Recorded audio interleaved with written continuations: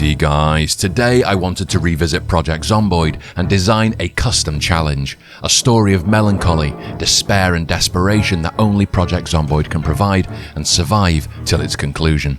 I would use debug mode to set up my objectives and story beforehand, and then see if I could flip over to standard gameplay and survive it. I'm still new to Project Zomboid with just over 40 hours of gameplay to my name, most of which you can find in my first 30 days video.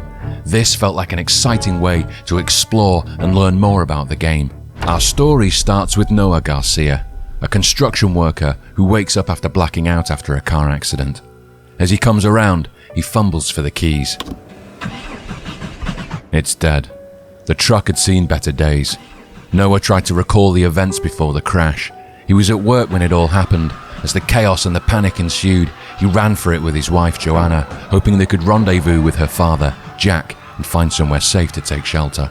Joanna. Where was she? He looked in the passenger seat and saw a note. It was Joanna's handwriting. I pray to God you come around. You passed out after the crash. I called Dad for help, but more of those things keep coming. They were all over the highway, and you were wedged in. I'm sorry we couldn't get you out in time.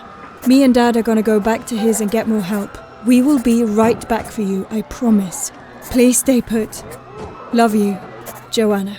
How long had it been since the accident? He didn't know. His watch had been broken in the crash, and there was no sign of Joanna. Noah made the call to abandon the truck and try and find her. He was hungry. He checked the truck and saw his work hat and hammer. Fastening it to his belt, Noah glanced at the string of corpses behind his truck. What had happened here? He noticed one of the infected had a classic watch, so he slipped it on. It was early morning. He must have been in the truck all night. The cold weather outside convinced him to grab a hoodie off another body, and his common sense to rip up some clothing and make some rudimentary bandages to mop up the blood. Noah had probably run these zombies down before the crash. He grabbed some clothes and headed for the highway, still trying to come to terms with the fact that these people had been alive just days before. He had to find Joanna, and the note said that she and her dad had headed back to his place to get help, so that would be the first place he would check.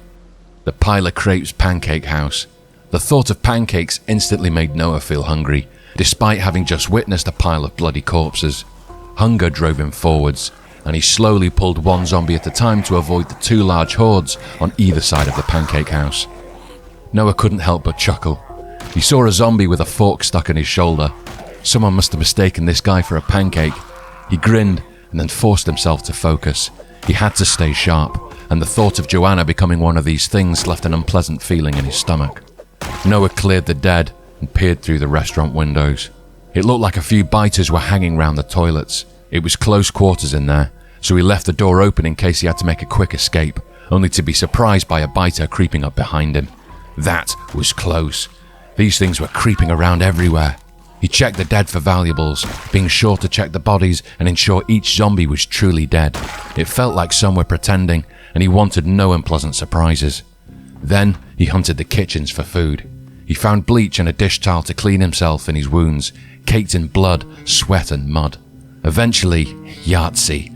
Noah stuffed waffles and pancakes into his backpack. Even though many of them were hard and stale, he was hungrier than he realized. He made use of the working water taps, cleaning his clothes and body. He was relieved to feel clean again, avoiding the risk of infection if scratched while caked in grime and filth.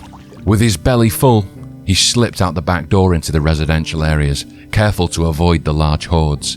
Zombies were hiding everywhere. He had to find Joanna's dad's house. He stuck to his tried and tested method.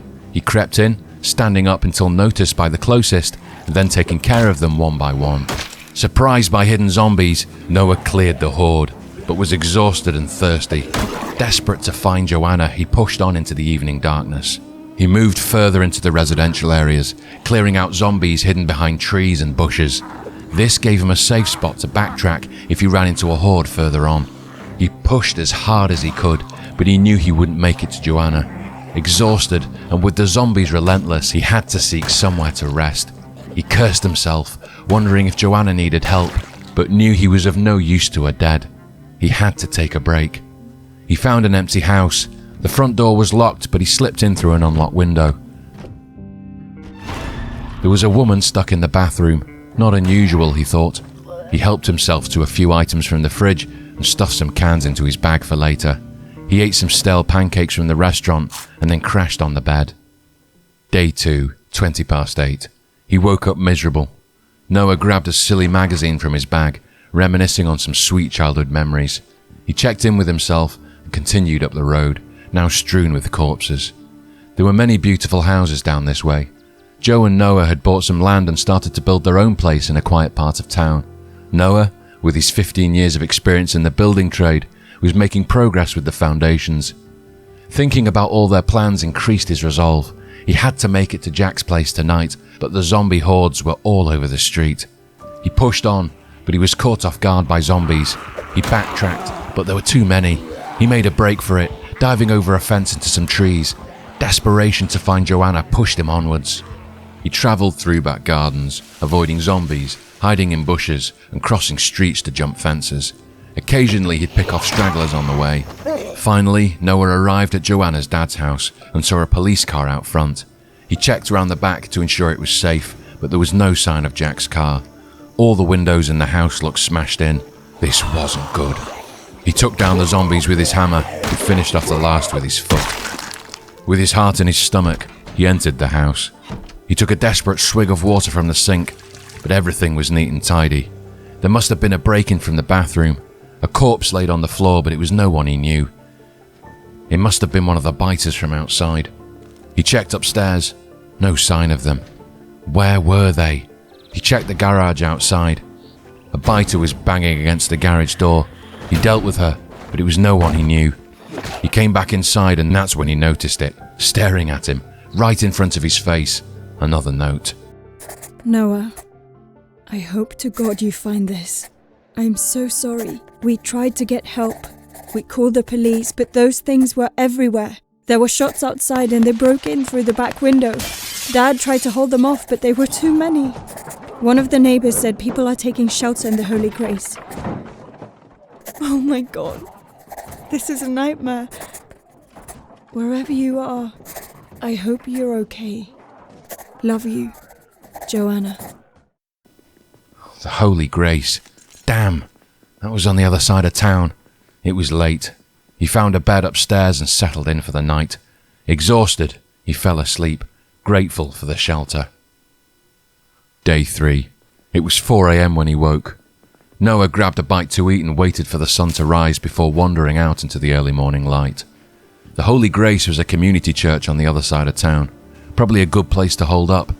Is that where the survivors were? Noah hadn't seen anyone else for days. No one uninfected, at least. He made his way through the back gardens, and 2 houses away he found a shed with a club hammer. He grabbed it and a metal bar, just in case. He felt more confident with a weapon in his hand, but he stuck to hopping fences and travelling through backyards. It seemed like a safer way to travel. The roads and streets had large roaming groups of biters that Noah would rather avoid. But he jinxed it, tripping and falling over a fence.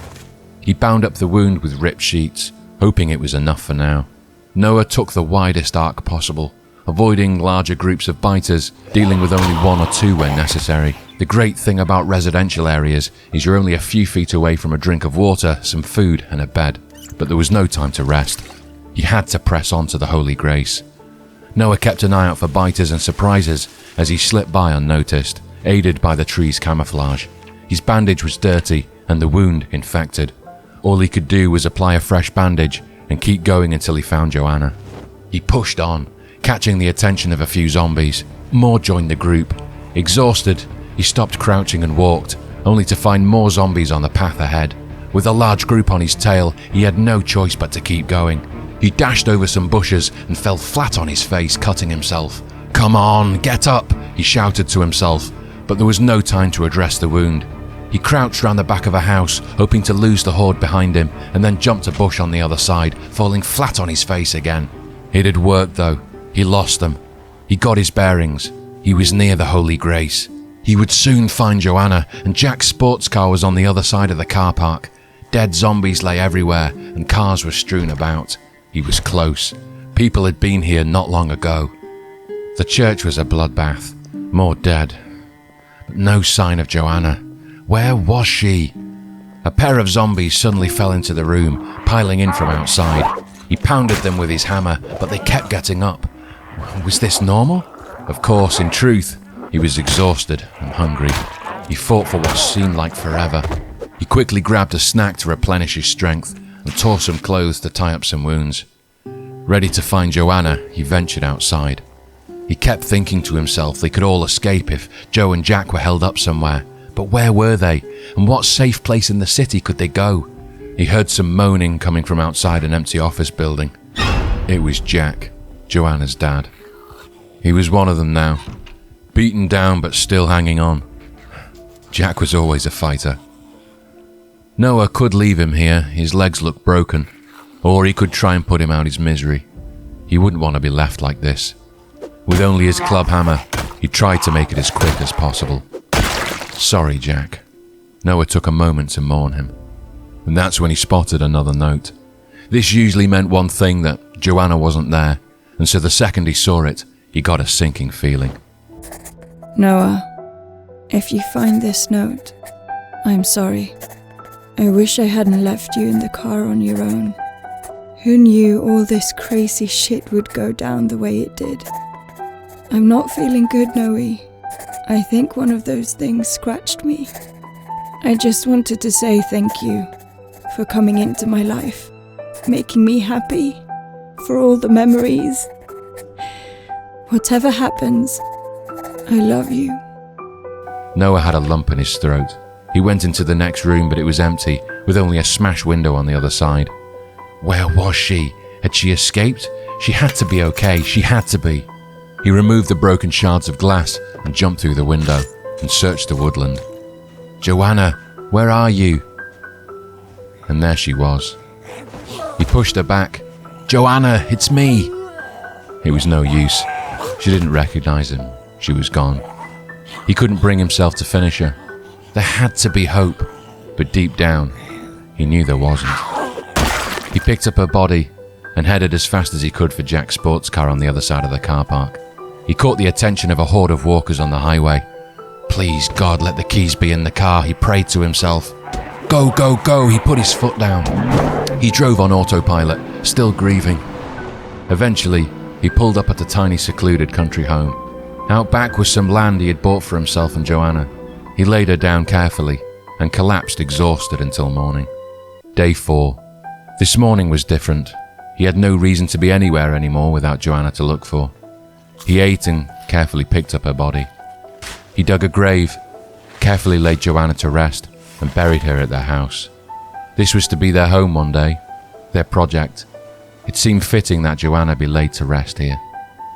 A heavy feeling of emptiness lay inside him. He was alone now, seemingly the last survivor of Knox country. Death was peaceful, but never for those it left behind. He clung to the 3 letters, the only reminder he had left of her, repeating her last words to him over and over in his head. For Noah, the world didn't make a lot of sense anymore. Rummaging through his backpack, he found the bleach from the pancake store. He closed his eyes and nose and drank. It burned like hell. These were the end times. There was no hope of survival. This was Noah Garcia's story, and this is how he died.